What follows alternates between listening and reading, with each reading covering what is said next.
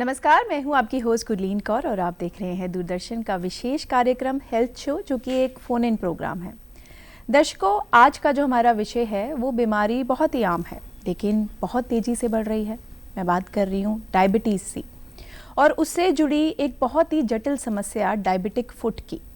अक्सर हमें ऐसा लगता है कि डायबिटीज़ शुगर की तरह एक आम ही बीमारी है, लेकिन हम ये भूल जाते हैं कि अगर इस बीमारी की जांच ना हो और इसको नियंत्रित ना किया जाए तो शरीर के मुख्य अंग भी प्रभावित हो सकते हैं, जैसे कि डायबिटिक फुट, जिसमें घाव, संक्रमण और कई बार पैर कटने का भी डर होता है। इसी विशेष जानकारी के लिए, महत्वपूर्ण चर्चा के लिए हमारे साथ मौजूद हैं हमारे special guest expert professor doctor Ashu Rastogi, department of endocrinology, PGI Chandigarh. बहुत बहुत स्वागत है सर आपका। शुक्रिया सर, हार्टफेल्ट ग्रेट्यूट कि आप इतना कीमती समय निकालकर हमारे पास पहुंचे। धन्यवाद सर, इस कन्वर्सेशन के अलावा ये फ़ोन इन प्रोग्राम है, तो दर्शकों के जो सवाल होंगे वो फ़ोन कॉल के माध्यम से हमें पूछेंगे, कुछ वीडियो कॉल्स भी होंगे। सो दर्शकों, ये शो आपके लिए है, जानकारी आपके लिए, तो नंबर नोट कर लीजिए। हमारा व्हाट्सएप नंबर, जिस पे कॉल करके, ऑडियो कॉल या वीडियो मैसेज करके आप अपने समस्या पूछ सकते हैं डायरेक्ट एक्सपर्ट से, 9417242224। और इसके अलावा हमारा लैंडलाइन नंबर 017226900037। तो शुरुआत करते हैं हमारे आज के प्रोग्राम की। सर, डायबिटीज़ बचपन से ही सुनते आ रहे हैं, शुगर की बीमारी। तो जनरल परसेप्शन होता है लोगों का कि जो लोग ज़्यादा मीठा खाते हैं सिर्फ उनको ये बीमारी होती है। तो सच्चाई क्या है, फैक्ट्स आप बताइए कि डायबिटीज़ एक्चुअली बीमारी क्या है। बिल्कुल सही। तो डायबिटीज़ को हम बहुत तरह के नामों से जानते हैं। कई लोग इसे शक्कर रोग कहते हैं, कई लोग शुगर कहते हैं और कई लोग मधुमेह भी कहते हैं और कुछ डायबिटीज़ ही कहते हैं। पर डायबिटीज़ ऐसा नहीं है कि सिर्फ हमारे देश में ही, पूरे इस पृथ्वी पे जितने भी मनुष्य हैं उनमें डायबिटीज़ का बीमारी बहुत ज़्यादा बढ़ चुका है। और मैं अब बीमारी तो नहीं, मैं इसको महामारी ही कहना चाहूँगा, क्योंकि जो भी बीमारी जो 10% से ज़्यादा किसी भी मनुष्य पूरे पृथ्वी पे हो उसको महामारी कहा जाएगा। तो डायबिटीज़ जो है, इसके बहुत सारे कारण हो सकते हैं, पर हमारी दिनचर्या जो ऐसी हो चुकी है कि जो हमारा खान पान है, हमारी रहन जो शैली है हमारी, वो बहुत ज़्यादा पहले की तुलना में बहुत अलग हो चुकी है। और इसमें एक महत्वपूर्ण योगदान हमारे स्ट्रेस का भी है। जीवन में जो आपाधापी और जो भाग दौड़ है, जिसमें हम अपने लिए ही समय नहीं निकाल पा रहे हैं, ये कुछ प्रमुख कारण हैं जिसकी वजह से आज लगभग हर छठे इंसान को इस पृथ्वी पे शुगर है या शुगर होने वाला है। जी सर, आपने बहुत खूब कहा कि ये सिर्फ एक आम बीमारी नहीं है, ये महामारी की तरह फैल रही है। सर, जैसे आपने कुछ रीज़न्स आपने मेंशन किए कि स्ट्रेस एक बहुत बड़ा रीज़न हो सकता है, इसके अलावा जो मुख्य कारण है आप प्लीज़ वो ज़रूर बताइए बुलेट पॉइंट्स में हमारे दर्शकों के लिए। और हेरिडिटरी या जेनेटिक्स इसमें कितना कंट्रीब्यूट करता है? बिल्कुल सही। तो ये कहा जाता है कि जो आपका परिवार में अगर किसी को शुगर है तो आपको भी संभावना है शुगर होने की। अब ऐसा क्यों होता है? तो या तो अनुवांशिक हो सकता है, जिसे जेनेटिक बोलते हैं, पर वो शुगर सिर्फ 5% लोगों को ही होता है। पर जिस किचन में वो खाना बन रहे हैं, जिस तरह का वो खाना खा रहे हैं, जिस तरह की जीवन शैली जी रहे हैं, ये भी एक तरह का परिवार से ही आता है। तो इसलिए कहा जाता है कि परिवार से ही ये बीमारी पनपती है। तो अगर किसी के परिवार में मोटापा है, क्योंकि मोटापा सबसे बड़ा कारण है जिसकी वजह से शुगर होता है, तो मोटापा, आपके परिवार में किसी को शुगर हो उसकी वजह से, या परिवार में कोई तनाव हो उसकी वजह से, और एक अलग तरह का शुगर भी होता है जिसको हम टाइप 1 डायबिटीज़ बोलते हैं, जो बच्चों में होता है। वो हम उसके कारण अनुवांशिक भी होते हैं, पर बिना अनुवांशिक के भी वो टाइप 1 डायबिटीज़ हो सकता है। पर मुख्यतः जो सबसे कॉमन टाइप का डायबिटीज़ है, जिसे टाइप 2 डायबिटीज़ बोलते हैं, जो सबसे ज़्यादा है, वो हमारी जीवन शैली की वजह से है। तो जीवन शैली ही पूरे इस डायबिटीज़ का जड़ है। सर, जैसे जैसे आप हमें वर्बल इन्फॉर्मेशन दे रहे हैं, हम कोशिश कर रहे हैं कि आम भाषा में हमारे दर्शकों के लिए पिक्टोरियल रिप्रेजेंटेशन के थ्रू हम उनको समझा सकें कि ये आम बीमारी कितना बड़ा रीज़न हो सकती है आपके मुख्य अंगों को प्रभावित करने का। सर, जैसे आपने टाइप 1 और type 2 diabetes, insulin dependent, insulin independent के बारे में बताया। अगर लेमन लैंग्वेज में हम इसे पूछें, जैसे अक्सर लोगों को ये लगता है कि अगर बड़े लोगों में, एडल्ट्स में डायबिटीज़ है तो वो टाइप 2 है, और बच्चों में बाय बर्थ जो डायबिटीज़ है वो टाइप 1 है। क्या ये सही है, ये मिथ है या फैक्ट है? और जो टाइप 1 डायबिटीज़ है वो बाय बर्थ ही होती है या किसी भी एज में हो सकती है? बिल्कुल सही। तो गुरलीन जी, पहले ये माना जाता था कि बच्चों में टाइप 2 डायबिटीज़ नहीं हो सकता है, परंतु अब ये देखा गया है कि बच्चों में, बच्चों का मतलब है कि जो 15 साल के हैं, 16 साल के हैं, जो बच्चे 8वीं 9वीं 10वीं कक्षा में पढ़ रहे हैं या अभी अभी कॉलेज गए हैं, आजकल हमारे पास ऐसे बहुत मरीज आते हैं जिनको इतनी छोटी सी उम्र में टाइप 2 डायबिटीज़ हो जाता है। और उसका वही कारण है जीवन शैली, हमारा खान पान जो बिल्कुल बदल चुका है। तो टाइप 2 डायबिटीज़ बच्चों में भी हो सकता है, मुख्यतः बड़ों में ही होता है, और उम्र के साथ टाइप 2 डायबिटीज़ का प्रचलन ज़्यादा हो जाता है। दूसरा सवाल कि टाइप 1 डायबिटीज़ क्या बच्चों में ही होता है? 90% टाइप 1 डायबिटीज़ बच्चों में ही होता है, और ज़्यादातर सबसे कॉमन उम्र जिसमें टाइप 1 डायबिटीज़ होता है वो या तो 3 से 6 साल की उम्र में होता है, अच्छा। या 10 से 15 साल की उम्र में होता है। परंतु type 1 diabetes auto immune diabetes बोलते हैं, जिसके अंदर हमारा जो पेनक्रियास है जहाँ से इंसुलिन निकलता है वो अपने आप नष्ट होने लगता है एंटीबॉडीज़ की वजह से। तो 30 से 40 साल की उम्र में भी एंटीबॉडीज़ की वजह से हमारा पेनक्रियास नष्ट हो सकता है, और वो भी एक तरह का टाइप 1 डायबिटीज़ की तरह ही बिहेव करता है, और उसमें हमें इंसुलिन देना पड़ता है। तो टाइप 1 डायबिटीज़ मुख्यतः बच्चों में होता है पर बड़ों में भी हो सकता है, और टाइप 2 डायबिटीज़ मुख्यतः बड़ों में होता है पर बच्चों में भी हो सकता है। बिल्कुल सही सर। और जैसे आपने बताया, क्या ये कहना सही होगा कि टाइप 1 में इंसुलिन बनता ही नहीं है, प्रोडक्शन ही कैंसिल हो जाती है, और टाइप 2 में इनफ इंसुलिन नहीं बनता है, ये कहना ठीक होगा? बिल्कुल सही। शुरू टाइप 1 डायबिटीज़ की तो खासियत ही यही है कि पेनक्रियास से जो जहाँ से इंसुलिन निकलता है वो इंसुलिन सिक्रीट करने की क्षमता ही खत्म हो जाती है, तो उसमें इंसुलिन नहीं होता। इसीलिए पहले दिन से ही उसको, बच्चे को इंसुलिन की ज़रूरत पड़ती है। तो ये टाइप 1 डायबिटीज़ का खास बात है। परंतु टाइप 2 डायबिटीज़ शुरू में गोलियों से आप कंट्रोल कर सकते हैं अपनी शुगर को, पर समय के साथ ज़्यादातर ये देखा गया है कि अगर किसी को शुगर 10 या 15 या 20 साल से ज़्यादा है तो उनको भी इंसुलिन की ज़रूरत पड़ सकती है। सर, जैसे आप स्टैटिस्टिक्स बता रहे थे कि पहले ये सुनने में आता था जब हम छोटे थे कि ये जो शुगर या डायबिटीज़ की बीमारी है बुज़ुर्गों की बीमारी है, तो बच्चे या एडल्ट्स जो 30s 40s में होते थे वो निश्चिंत होते थे। लेकिन आजकल जो स्टैटिस्टिक्स है वो कह रहे हैं कि जो एडल्ट्स है उनमें रेशियो ज़्यादा है डायबिटीज़ का। इसकी वजह क्या है? एक तो आपने जीवन शैली बताया, दूसरा शुरुआती लक्षण की अगर हम बात करें, सिम्टम्स की, तो सिम्टम्स क्या क्या है, स्ट्राइकिंग सिम्टम्स? बिल्कुल गुरलीन जी, ये बहुत महत्वपूर्ण सवाल है, क्योंकि हमारे पास भी कई सारे मरीज उस तरह के आते हैं जब डायबिटीज़ से अंगों को इफ़ेक्ट होने लगता है। हम ये चाहते हैं कि खुद ही लोग अपनी शुगर को जल्द से जल्द पहचान सकें। तो अब हमारे सरकार ने भी और ऑर्गेनाइजेशंस हैं जो शुगर पे काम कर रही हैं, उनका ये कहना है कि हर व्यक्ति को 30 साल की उम्र के बाद अपना शुगर एक बार ज़रूर कराना चाहिए। ख़ास तौर पे वो गर्भवती महिलाएं जिनको गर्भ के टाइम पे शुगर हुआ, या वो लोग जो मोटे हैं। कैसे पता चले आप मोटे हैं? अगर आपका BMI जो बॉडी मास इंडेक्स बोलते हैं, अगर वो 25 से ज़्यादा हो, अगर महिलाएं या बच्चे जो बच्चियां हैं जिनको कुछ माहवारी की समस्याएं जिसको हम PCO बोलते हैं, तो उनको अपना शुगर तुरंत कराना चाहिए। या आपके परिवार में किसी को शुगर है तो उनको अपना शुगर तुरंत कराना चाहिए। और 30 साल की उम्र पे एक बार शुगर का टेस्ट जरूर होना चाहिए, और हर 3 से 5 साल पे एक बार शुगर का टेस्ट होना चाहिए। तो ये तो टेस्ट की बात है। और हम पहचाने कैसे? तो शुरू में लोग कहते हैं कि हमारा वजन कम होने लगा, तो शुगर का एक लक्षण वजन कम होना भी होता है, परंतु वो तब होता है जब हमारे पेशाब से बहुत ज़्यादा शुगर निकलने लगता है, क्योंकि हमारे शरीर में शुगर बहुत होता है। अच्छा। तो जब पेशाब से शुगर निकलने लगता है तो लोग कहते हैं कि पेशाब में चींटियां बैठने लगी हैं, पर ये बहुत बाद में होता है, पर यह भी एक लक्षण है।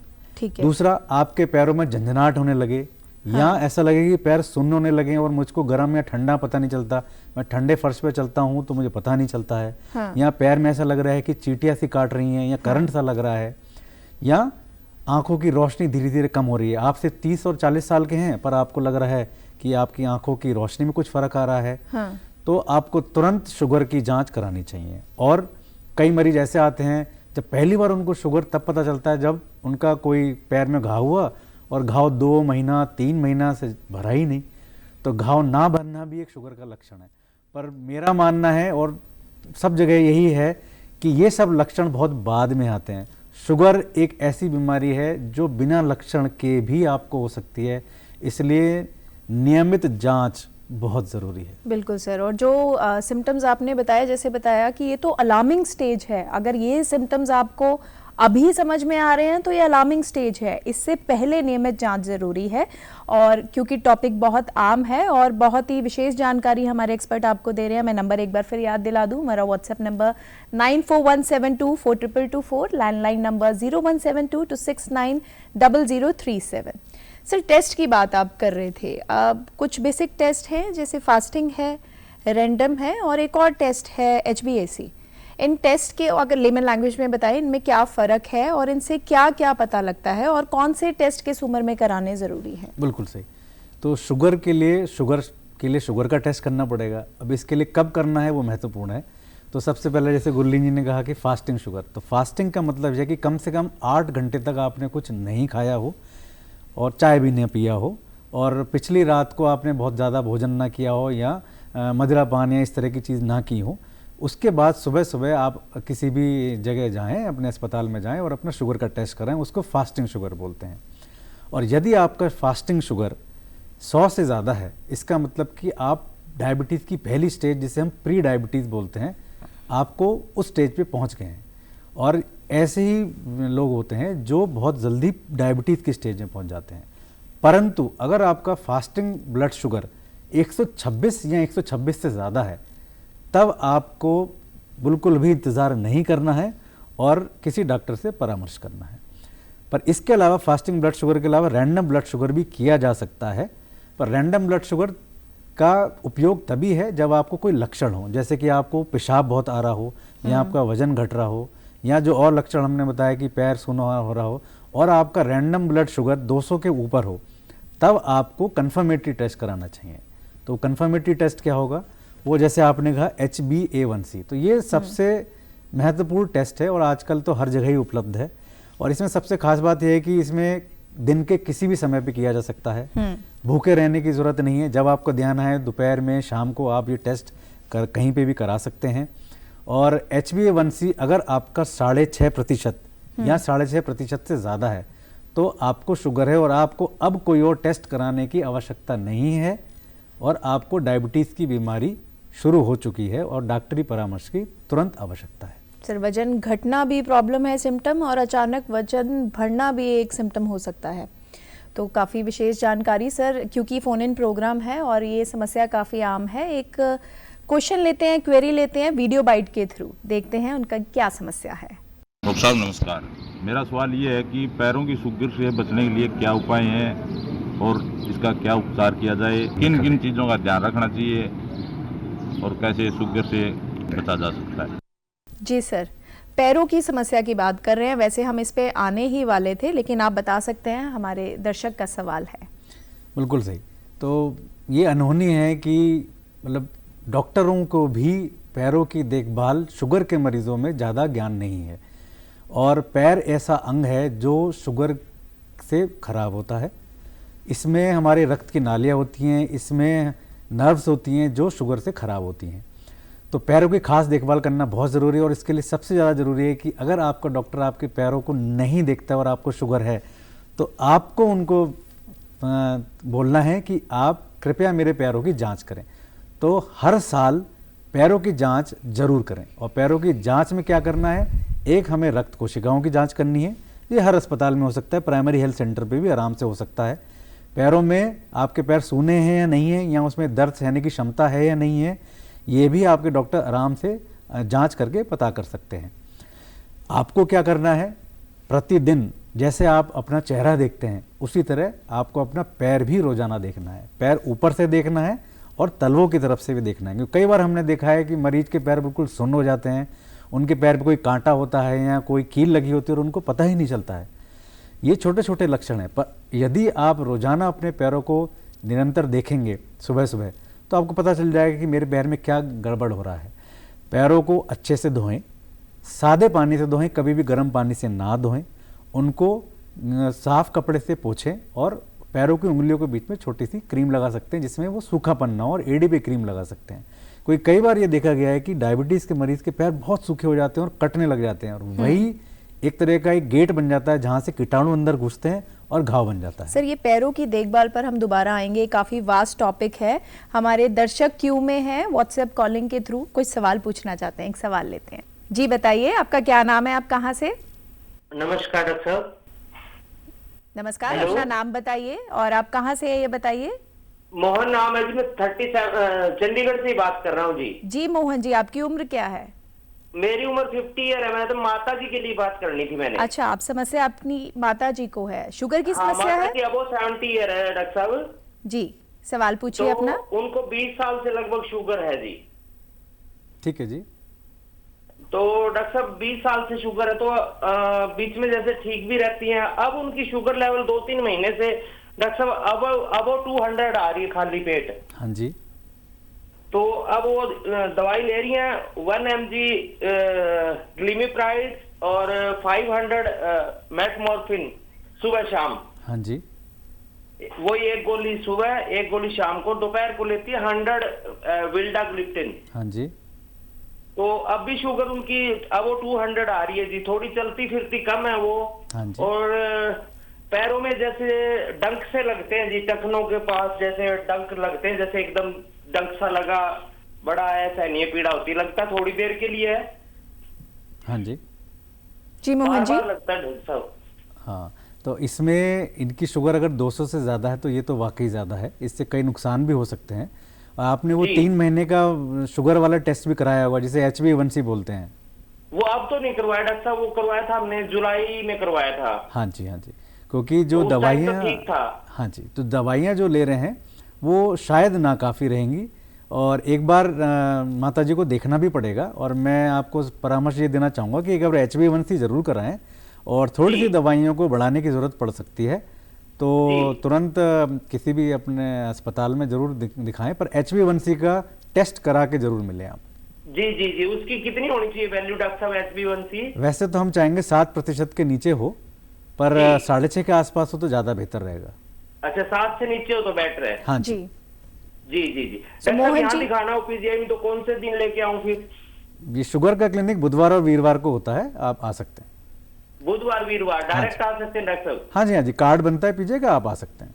जी जी जी। तो मोहन ठीक जी, है आपको आपके सवालों का जवाब मिल गया सेटिस्फैक्ट्री? जी जी जी जी जी जी। धन्यवाद डॉक्टर जी। साहब। ओके, धन्यवाद धन्यवाद जी। सर मेडिसिन्स की बात हो रही है, मेडिकेशंस की बात हुई। कई बार ऐसा होता है कि मेडिसिन्स लेने के बाद जो पेशेंट्स होते हैं वो सेटिस्फेक्शन में बैठ जाते हैं कि हम मेडिसिन तो ले रहे हैं, तो अपना काम कर रही है मेडिसिन, शुगर अपने आप कम हो जाएगा। ऐसी स्टेज में या ऐसे पेशेंट्स के लिए क्या मैसेज है?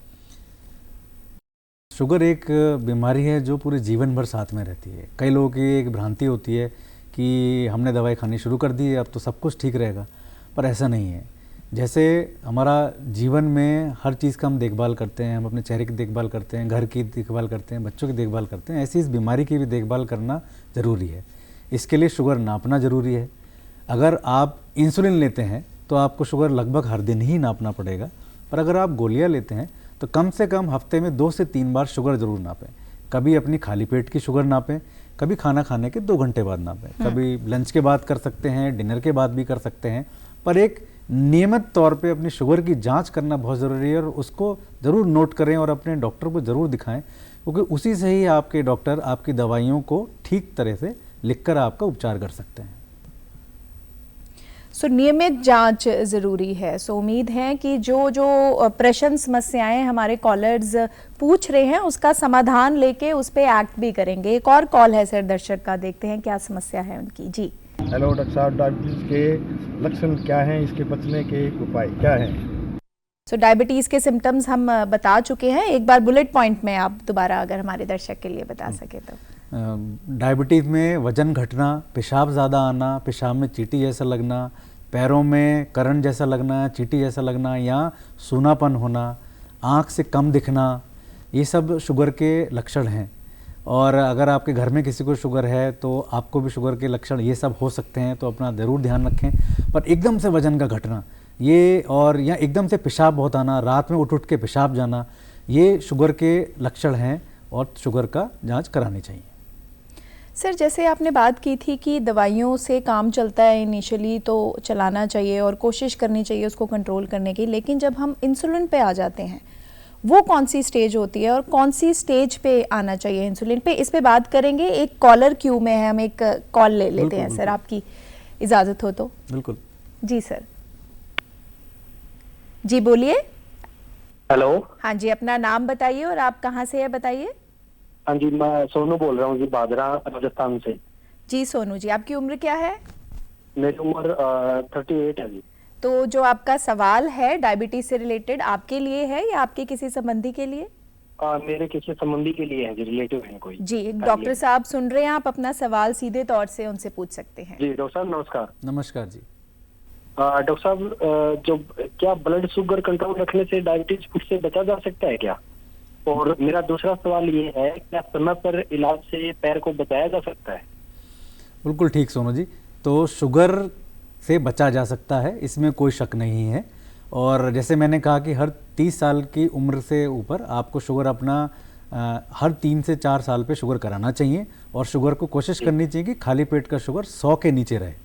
आप नियमित व्यायाम करेंगे, अगर आप जीवन शैली ठीक रखेंगे तो आपका 100 के नीचे रहेगा और आप शुगर से बच सकते हैं। आपका दूसरा सवाल, क्या अगर शुगर हो गया है तो पैरों को बचा सकते हैं? बिल्कुल बचा सकते हैं। वे कहते हैं कि सर्जरी ही इसका लास्ट इलाज है, या फिर पैर काटना पड़ता है, या फिर उससे भी पहले प्रिवेंशन कर सकते हैं? हाँ, ये तो बहुत बात की बात हो जाती है, पर अगर आपको शुगर हो गया है, अगर आप नियमित हर साल अपने पैरों की डॉक्टरी जांच करवाएं, अपने पैरों का खुद रोजाना पैरों को देखें जिसमें उसमें कट ना हो, उसमें घाव ना हो, और अगर घाव हो भी जाए तो तुरंत खुद इलाज ना करें घर पे, तुरंत अपने डॉक्टर के पास जाएं और इलाज कराएं, तो पैर कटने की नौबत लगभग ना के बराबर है। पैर कटने की नौबत तो बहुत आखिरी समय पे आती है, और कोशिश तो यही रहती है कि पैर कटने की नौबत ना आए। पर मैं एक बात जरूर कहना चाहूँगा कि स्मोकिंग यानी बीड़ी, सिगरेट पान या मदिरा पान, ये पैरों को बहुत नुकसान पहुँचाता है। तो अगर आपको शुगर है और स्मोकिंग या मदिरा पान करते हैं तो इसको तुरंत छोड़ना पड़ेगा, क्योंकि ये पैरों के लिए घातक है, और उस स्थिति में पैरों को बचाना वाकई मुश्किल हो जाता है। तो सोनू जी, आपको समझ आया? व्यक्ति को जो है जी, एक सवाल और पूछना था मैम जी। डॉक्टर साहब, जो एक हेल्थ व्यक्ति को स्वस्थ है जो बिल्कुल, तो उसको कितनी उम्र के बाद रेगुलर जो शुगर का टेस्ट है वो करवाना चाहिए उसको? सोनू जी, ये 30 साल की उम्र के बाद हर व्यक्ति को अपना एक बार शुगर जरूर करना चाहिए, और फिर हर 3 से 4 साल पे अपना शुगर कराना चाहिए। और अगर तो महिला है, शुगर का टेस्ट है वो ऐसे वन टाइम होता है, उसी में पता लग जाएगा कि शुगर है या नहीं है? हाँ जी, हाँ जी, खाली पेट शुगर आपका 100 के नीचे तो इसका मतलब शुगर नहीं है, तो एक बार में ही पता चल सकता है। ठीक। तो सोनू जी, नियमित जांच से, कंट्रोल शुगर से, अच्छे लाइफस्टाइल से, पैरों का ध्यान रखने से एक हेल्दी लाइफस्टाइल मेंटेन किया जा सकता है।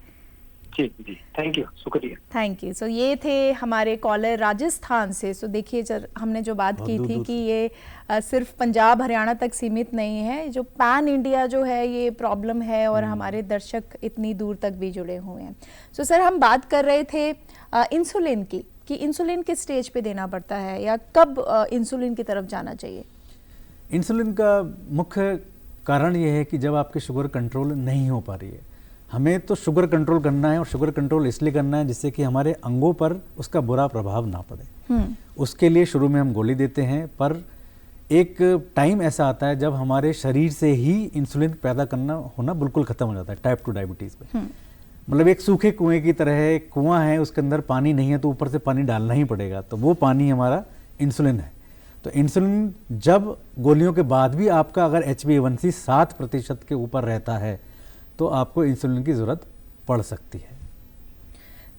सर, हम बात कर रहे थे कि शुरुआत में हम एपिसोड से पहले ये बात कर रहे थे कि डायबिटीज़ रिवर्सिबल है या नहीं। एक बड़ा पॉजिटिव थॉट भी है जो हम सुनने में आता है कि डायबिटीज़ इज़ रिवर्सिबल, लेकिन कई बार जो है इससे नेगेटिविटी भी जुड़ जाती है, क्योंकि लोगों को ये समझ में नहीं आता कि ये रिवर्सिबल तो है जब तक कंट्रोल्ड है, लेकिन इसका रेकरेंस मतलब दोबारा आ जाना भी बहुत एविडेंट है। इसके बारे में बताइए।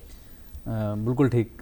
डायबिटीज़ वैसे तो एक जीवन शैली या दिनचर्या से संबंधित एक बीमारी है, इसीलिए अगर आप अपनी दिनचर्या ठीक रखते हैं, जीवन शैली ठीक रखते हैं, अपना वेट लॉस, और ये कहा जाता है कि अगर जो भी आपका आज वेट है और आपको शुगर है, अगर आप 10% अपना वेट कम कर सकते हैं, तो उदाहरण के तौर पर अगर आपका वज़न आज 80 किलो है और आप 8 किलो वज़न घटा सकते हैं अच्छी जीवन शैली से या खान पान से, तो बहुत अच्छे चांसेस हैं कि आपकी शुगर कंट्रोल में हो सकती है और डायबिटीज़ रिवर्स भी हो सकती है। और रिवर्स का मतलब यह है कि आपको किसी भी गोली या इंसुलिन की ज़रूरत नहीं पड़ रही है।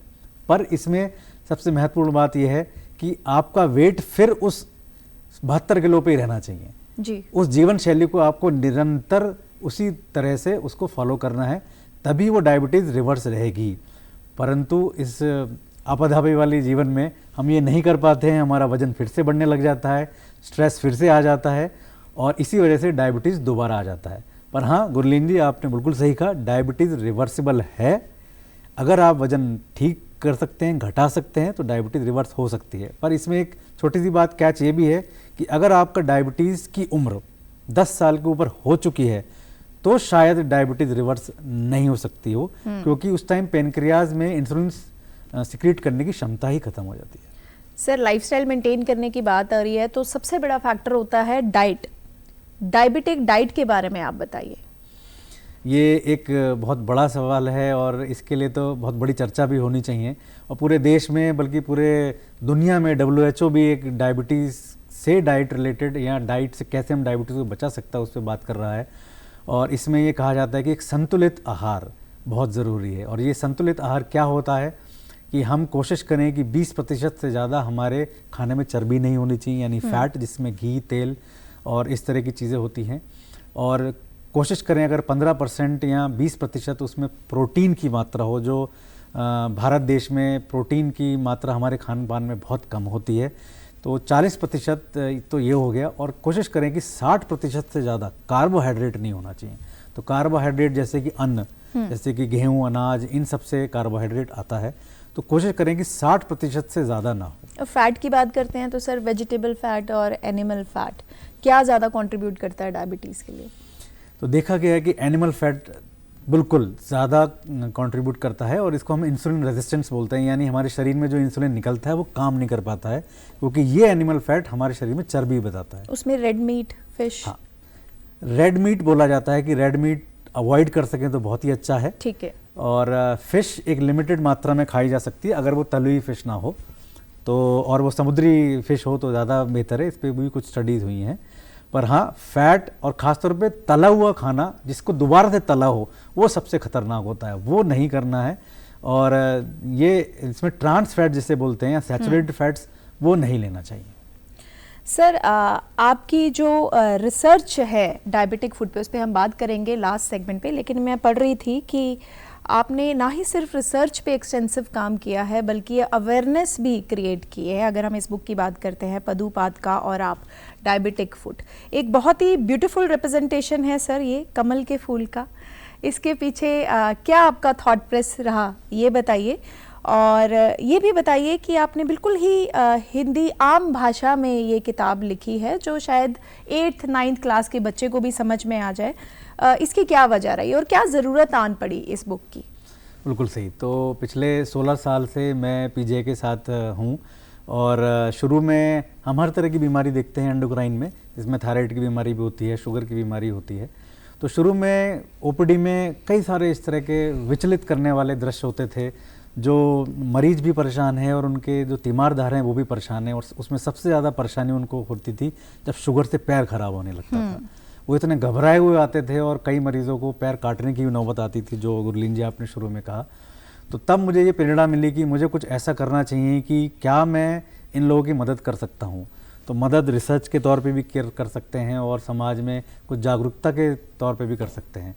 तो फिर मैंने सोचा कि जो भाषा मरीजों को समझ में आती है, क्यों ना उसी भाषा में एक पुस्तक लिखी जाए। और फिर ये ख्याल आया कि इस पुस्तक को, जिसका शीर्षक मैंने रखा था पद यानी पैर, पादुका यानी आपका फुटवेयर, जिसके पहन के आप दुनिया और देश विदेश की यात्रा करते हैं, और आप, तो पद, पादुका और आप इस किताब का शीर्षक था। और इसका जो मुख्य पृष्ठ है, इसमें कमल के फूल मैंने इसमें रखे थे, क्योंकि ये माना जाता है कि कमल बहुत सुंदर फूल है और बहुत मुलायम होता है। तो हमारे चरण जो होते हैं वो हमारे जो कमल के तरह बहुत मुलायम और सुंदर दिखने चाहिए, और इसीलिए मतलब हमारे धर्म में भी कमल की बड़ी व्याख्यान है। और इसमें नीले रंग जो पुस्तक का, ये भी बहुत ज़रूरी है। ये नीले रंग ही क्यों है? क्योंकि WHO और IDF यानी इंटरनेशनल जो डायबिटीज़ फेडरेशन है, उसने नीले रंग का एक चिन्ह बना है जो डायबिटीज़ को बताता है, तो इसलिए नीले रंग पे ये कमल फूल बने हुए हैं। Commendable sir. सर इस पे बात करेंगे, हम डायबिटिक फूड पे भी बात करेंगे। एक कॉलर जुड़े हैं हमारे साथ, हो सकता है उनका सवाल भी इसी पर हो, पूछ लेते हैं। जी जी बताइए, कहाँ से हैं आप और अपना नाम बताइए। जी मैं संदीप बात कर रहा हूँ रोहतक से। संदीप जी, आप अपनी उम्र बताइए। मेरी उम्र 31 साल है जी। तो जो आपका सवाल है, जो आपका क्वेरी है, वो आपके लिए है या आपके किसी रिलेटिव दोस्त के लिए है? जी जी मेरे किसी रिलेटिव की है। जी, आपका सवाल हमारे डॉक्टर साहब सुन रहे हैं, आप अपना सवाल सीधे तौर से उनसे पूछ सकते हैं। जी मैं ये जानना चाह रहा हूँ डॉक्टर साहब से कि डायबिटीज में पैरों के जो घाव हैं वो जल्दी क्यों बन जाते हैं, या मतलब जो हम जूतों का चयन करते हैं वो भी इस जोखिम को बढ़ाता है, या इस चीज से मैं रिलेटेड जानना चाहता हूँ जी। जी सर। बिल्कुल सही। तो आपका कहना बिल्कुल सही है कि शुगर के मरीजों में पैर में घाव बनने की संभावना करीब 4 से 5 गुना ज़्यादा होती है। अब ये ज़्यादा क्यों होती है? क्योंकि पैर में हमारे रक्त पहुंचता है, जिसकी वजह से हमारा पैर स्वस्थ रहता है, और हमें कहीं पे भी छोटा सा भी कट लगता है, चाकू से लगता है, हम तुरंत दर्द होता है हमको, या हमारा कहीं हल्का सा जलता है तो हम तुरंत अपना हाथ हटा लेते हैं या पैर हटा लेते हैं। परंतु ये नर्व्स खराब हो जाती हैं शुगर की वजह से, तो पैर में रक्त नहीं पहुंचता है, क्योंकि हमारी जो धमनियाँ होती हैं इसके अंदर चर्बी जमा हो जाती है, जिसे एथेरोस्क्लेरोसिस बोलते हैं। ये शुगर्स में करीब 4-5 गुना ज़्यादा होता है। पैर की नसें सूख जाती हैं, जिसकी वजह से हमें दर्द नहीं होता है, तो चोट लग जाती है, पता ही नहीं चलता है। और तीसरी चीज़ है कि जो रोगों से लड़ने की क्षमता होती है शुगर में, वो भी ख़त्म हो जाती है। तो इसमें संक्रमण होने के चांसेस बहुत ज़्यादा हो जाते हैं। इसके अलावा जो आपने देखा होगा कि पैरों की जो त्वचा होती है वो शुगर के मरीज़ की बहुत सूखी होती है, उसमें पसीना नहीं आता है, जिसे हम ड्राई फ्रूट बोलते हैं। और ये भी एक कारण है जिसकी वजह से जो घाव है वो बढ़ता नहीं है, और मरीज उसी घाव पे चलता रहता है, उसको पता नहीं चलता है, संक्रमण हो जाता है। और जो आमतौर पे एक छोटा सा घाव एक आम इंसान में मे बी 6-7 दिन में भर जाता है, पर एक शुगर के मरीज में महीनों लग जाते हैं। जी। तो संदीप जी, आपको सेटिस्फैक्टरी आंसर मिल गया आपकी समस्या का? जी जी जी जी शुक्रिया संदीप जी, देखते रहिए हेल्थ शो, जुड़े रहिए हमारे साथ। सर जैसे जैसे आपने बताया इस समस्या के बारे में, डायबिटिक फूड के बारे में, हम कोशिश कर रहे हैं पिक्टोरियल रिप्रेजेंटेशन या ग्राफिक रिप्रेजेंटेशन से हमारे दर्शकों को समझा सकें कि साइंटिफिकली ये प्रोसेस कैसे होता है। डायबिटिक फूड की देखभाल की बात कर रहे थे सर हम, और हमारे किसी कॉलर ने भी उसके बारे में पूछा था, उसकी देखभाल के बारे में आप बताइए। बिल्कुल सही। तो देखभाल तो सबसे ज़्यादा ज़रूरी है, क्योंकि अगर एक बार घाव हो गया तो ये माने कि इलाज, बहुत सारी स्टडीज़ में पाया गया कि 3 से 4 गुना इलाज का खर्चा बढ़ जाता है। तो इसलिए रोकथाम, और रोकथाम होगी देखभाल से। तो मरीज को खुद ही अपना पैरों की देखभाल करनी है, और इसके लिए जैसे मैंने बताया कि नियमित प्रतिदिन, जैसे आप अपना चेहरा शीशे में सुबह देखते हैं जब आप काम पे जाते हैं, अपने पैरों को भी नियमित देखें, और पैरों को नीचे से शीशे से देख सकते हैं। उसमें देखें कि कोई कट तो नहीं लगा है, कहीं से खून तो नहीं आ रहा है, कोई घाव तो नहीं है, कोई चीज़ चुभी तो नहीं है, पैर ज़्यादा सूखा तो नहीं है। और अगर ऐसा कुछ भी हो तो तुरंत अपने डॉक्टर से मिलना है। पैरों को रोज़ाना अच्छे से पानी से धोएं, उसमें उसको साफ़ कपड़े से साफ़ करें, उसको सूखा ना रहने दें, उस पर सिंपल सी वैसलीन या कोई कोल्ड क्रीम आप लगा सकते हैं, जिससे कि पैर में क्रैक्स ना पड़े। नाखून जो है वो काटना भी बहुत ज़रूरी है। नाखून को सीधा काटें, गोलाई में ना काटें, क्योंकि गोलाई में जब साइड में काटते हैं नेल कटर से तो उसमें कट लग जाता है और फिर बाद में घाव बन जाता है। जब जूते पहने तो कोशिश करें कि उसके अंदर अपना हाथ डालें, देखें कि उसके अंदर कुछ है तो नहीं, कोई कंकड़ पत्थर, क्योंकि शुगर के मरीज़ों में पता ही नहीं चलता कि कुछ कंकड़ पत्थर है, उनको महसूस नहीं होता है, और वो उसमें फिर घाव बना देता है। और खुद अपने आप किसी भी तरह की सर्जरी ना करें, क्योंकि मैंने कई बार देखा है कि ऐठन बन जाती है पैरों में जी। वो चलते रहते हैं, ऐठन बन गए, या कॉर्न्स होते हैं तो अपने आप काटे जाते हैं, और अपने ही ब्लेड से काट लेते हैं और फिर घाव बन जाता है। तो खुद ना करें, घाव हो या ऐठन हो तुरंत अपने डॉक्टर से संपर्क करें, और डॉक्टर को भी बोलें कि वो आपके पैरों की जांच करें, क्योंकि वो आपके पैर में रक्त की प्रभाव देखेंगे, वो आपकी नर्व्स देखेंगे, वो आपके पैरों में पसीना आता है या चमड़ी सूखी तो नहीं है उसको देखेंगे। तो अपने डॉक्टर से ज़रूर निवेदन करें, कृपया पैरों की जांच करें। सर काफ़ी यूज़फुल इन्फॉर्मेशन एक्सचेंज हो रही है। एक वीडियो बाइट से भी हम एक क्वेश्चन ले लेते हैं जी। शुगर के क्या क्या लक्षण होते हैं और अगर किसी को है और वो सिम्टम्स आ रहे हैं तो क्या क्या मेडिसिन्स लेनी चाहिए? ये पूछना चाहता हूँ कि शुगर आजकल हर बच्चे के अंदर शुगर है, इससे बचने के लिए क्या उपाय करना चाहिए? दवाई देसी बरतनी चाहिए कि इंग्लिश बरतनी चाहिए? काफ़ी कॉमन सवाल है। शुगर के सिम्टम्स को तो हम 2-3 बार रिपीट कर चुके हैं, एक बार फिर हम बुलेट पॉइंट्स में बताएंगे। और जो इन्होंने प्रश्न पूछा देसी दवाई और अंग्रेजी दवाई का, ये काफ़ी कन्फ्यूजन है सर लोगों में, आप इसको प्लीज़ क्लियर कीजिए। बिल्कुल ठीक। तो अगर शुगर हो गया है तो जीवन शैली दिनचर्या के अलावा दवाइयों की भी ज़रूरत पड़ती है। तो दवाई देशी या विदेशी से महत्वपूर्ण है कि दवाई लेना ज़्यादा ज़रूरी है। और जो अंग्रेजी दवाई हैं वो टेस्टेड हैं, वो करोड़ों मरीज़ों में देखा गया है कि वो शुगर को कम करती हैं। और देशी दवाई भी जो हमारा आयुष मंत्रालय है उन्होंने भी कुछ दवाइयों को निकाला है जो टेस्ट की गई हैं, जो असरदार पाई गई हैं। पर इसमें जानना ज़रूरी है कि अगर किसी भी दवाई से, चाहे वो देसी हो चाहे विदेशी हो, शुगर को जांचें और शुगर कंट्रोल ना हो तो अपनी दवाइयों को चेंज करें या डॉक्टर को निवेदन करें कि मुझे कुछ और दवाई दें। तो देसी विदेशी से फ़र्क नहीं पड़ता है, जो दवाई हैं जो आपके डॉक्टर आपको दे रहे हैं वो ट्राइड हैं, टेस्टेड हैं, हज़ारों करोड़ों मरीज़, लाखों मरीज़ों में देखी गई हैं कि वो शुगर को कंट्रोल करती हैं। तो अपने डॉक्टर और दवाइयों पे भरोसा ज़रूर करें। सर आप ही की बुक में अभी मैंने पढ़ा कि 11 करोड़ तकरीबन जो इंडियंस हैं वो अफेक्टेड हैं इस बीमारी से। सो एक और समस्या वीडियो बाइट से हमारे पास आई है जी। अगर कोई डायबिटीज़ से सफ़र कर रहा है तो उनको क्या लाइफ लॉन्ग मेडिसिन लेनी पड़ती है या उनके लिए ऐसा कोई उपाय है जो वो यूज़ कर सकते हैं अपनी डेली लाइफ में, या कोई एक्सरसाइज वगैरह कर सकते हैं हेल्दी रहने के लिए, या कोई फूड जो उनकी डायबिटीज़ को कंट्रोल कर सकता है? ये नहीं समझ आती कि ये लोगों को शुगर होती क्यों है, कारण क्या इसका है, तो हम कैसे अवेयर करें लोगों को? सर अवेयरनेस की बात हो रही है, शुगर के कारण की बात हो रही है जो हम शुरुआत में भी बता चुके हैं। मुझे लगता है कि दर्शकों का ये सवाल है कि एकदम जो 30-35 में या अर्ली 30s में शुगर का पता लगता है वो सिर्फ लाइफस्टाइल ही वजह है, क्योंकि आज से 20 साल पहले, आज से 30 साल पहले ये स्थिति नहीं थी। तो वो वजह क्या है कि इतना एविडेंट है, इतना प्रेसिडेंट है? बिल्कुल ठीक।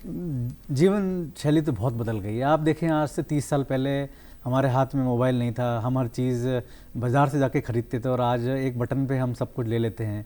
तो आज चंडीगढ़ एक बहुत खूबसूरत शहर है जहाँ इतने पार्क हैं, पर आप देखेंगे कितने लोग इस पार्कों में सैर करते हैं। आपको वो इक्के दुक्के मिल जाएंगे। जिस शहर की जनसंख्या करीब 15 लाख है, तो मैं तो चाहूँगा कि इसमें 10 लाख लोगों को पार्क में होना चाहिए, पर आप देखिए एक पार्क में 10 लोग भी नहीं होते हैं। तो ये जानना ज़रूरी है कि पहले जो मेहनत कश थे या मेहनत करते थे तो जो हम कैलोरीज़ को निपटाते थे या उनको व्यय करते थे वो बहुत कम हो गया है। पर उससे ज़्यादा जो हमारी खान पान है वो बहुत बदल चुका है। मोटा अनाज शायद ही कोई खाता है या शायद मिलता भी नहीं है, और बड़े शहरों में या जैसे यहाँ शहरों में बिल्कुल भी नहीं है।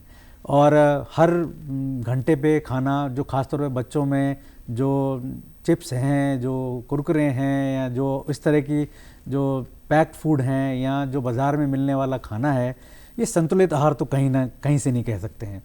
और जब इनका अगर कैलोरी नापें तो कैलोरी बहुत बहुत ज़्यादा होगी, और यही कैलोरीज़ बाद में हमारे पैनक्रियाज को अफेक्ट करती है और मोटापा बढ़ता है। मोटापा बढ़ने से शुगर होता है।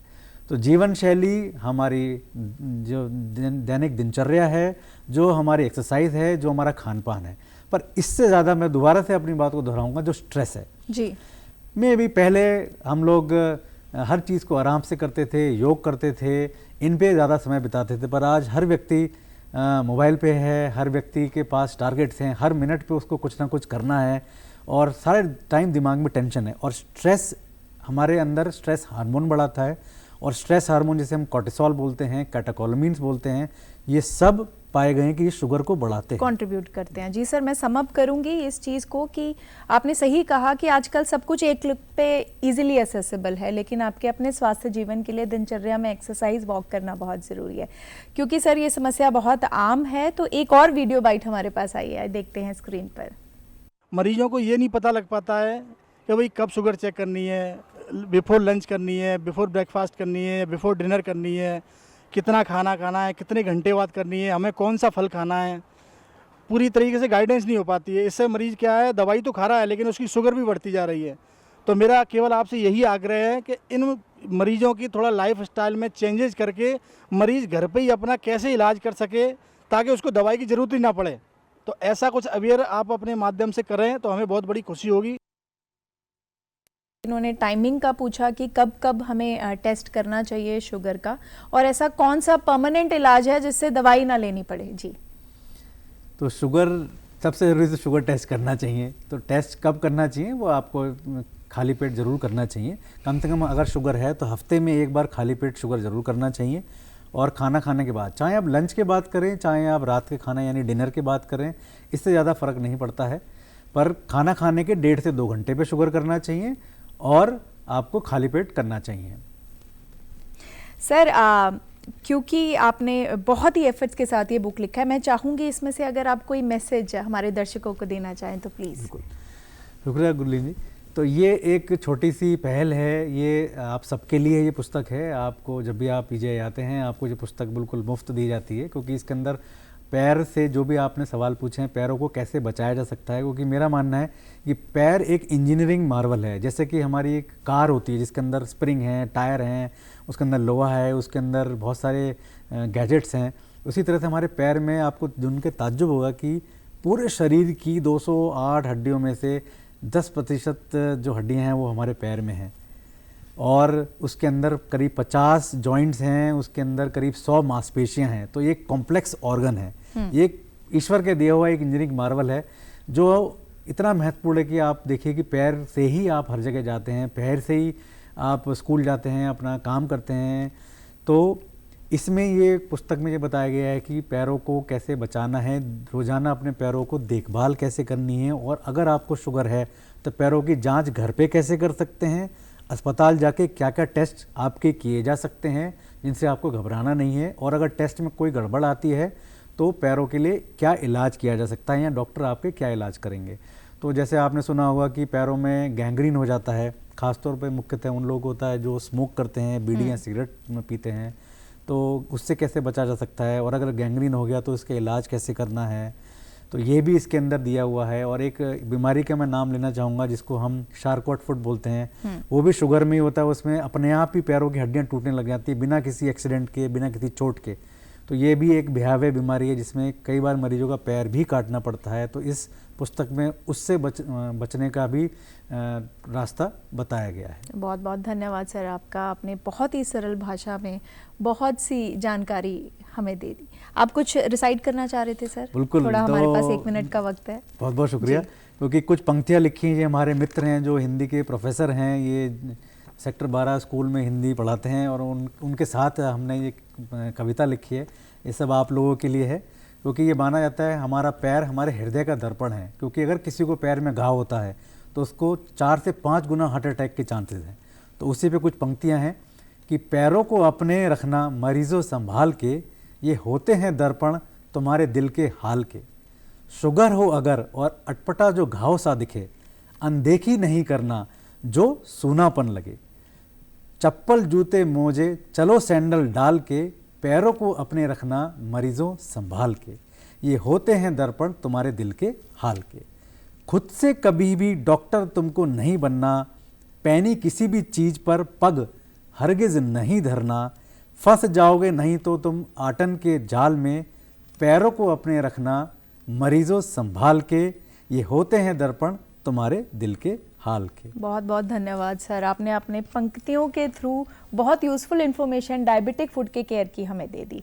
सो दोस्तों, जाते जाते मैं आपको एक बार फिर याद दिला दूं कि हमारे सभी प्रोग्राम्स ऑनलाइन प्लेटफॉर्म्स पर अवेलेबल हैं, DD Punjabi, DD Chandigarh, DD Haryana. इसके साथ आप हमें सोशल मीडिया प्लेटफॉर्म्स पर भी देख सकते हैं, वेव पर ऑनलाइन प्लेटफॉर्म पर आप हमें देख सकते हैं। इसके अलावा हमने एक व्हाट्सएप नंबर जारी किया है आपके लिए, आप वीडियो मैसेज, ऑडियो मैसेज के थ्रू हमें कोई सजेशन दे सकते हैं, कोई सवाल पूछ सकते हैं 9417242224 पर। और एक ईमेल आईडी है, यदि आपका कोई सजेशन है तो आप हमें उस पर लिख सकते हैं hopchandigarh@gmail.com। अगली बार फिर हाजिर होंगे नई जानकारी के साथ, तब तक जुड़े रहिए हमारे चैनल के साथ, देखते रहिए दूरदर्शन। धन्यवाद।